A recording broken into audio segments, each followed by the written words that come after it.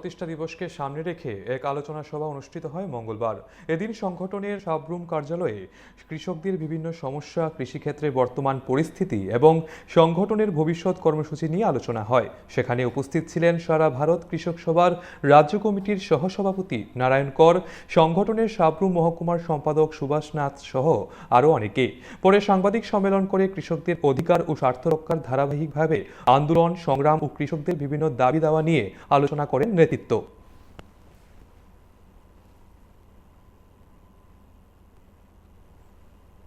20,000 কৃষক পরিবারের কাছে আমরা বাড়ি বাড়ি যাব। গত বছর আমরা 22,040 জন এই কৃষক সভার মেম্বার তারা সেখানের মধ্যে গ্রহণ করেছে। তাদের কাছে গিয়ে আরো নতুন করে কৃষকদেরকে আমাদের সংগঠনে পতাকা ধরে নিয়ে আসার জন্য আমাদের উদ্যোগ থাকবে। তার সাথে আমাদের রাজ্য সম্মেলন বিষয়ে আমাদের নারায়ণদা বিস্তৃতভাবে বলবেন। এ হচ্ছে আমাদের জেলা কমিটি এবং 3টি মহকুমা, বিভিন্ন লোকাল কমিটি আগামী 3 মাস এই দক্ষিণ ত্রিপুরা জেলা কৃষকদেরকে যুক্ত করে ব্যাপক আন্দোলন কর্মসূচি আমরা গ্রহণ করেছি। কাছে যাচ্ছি, মত বিনিময় করছি।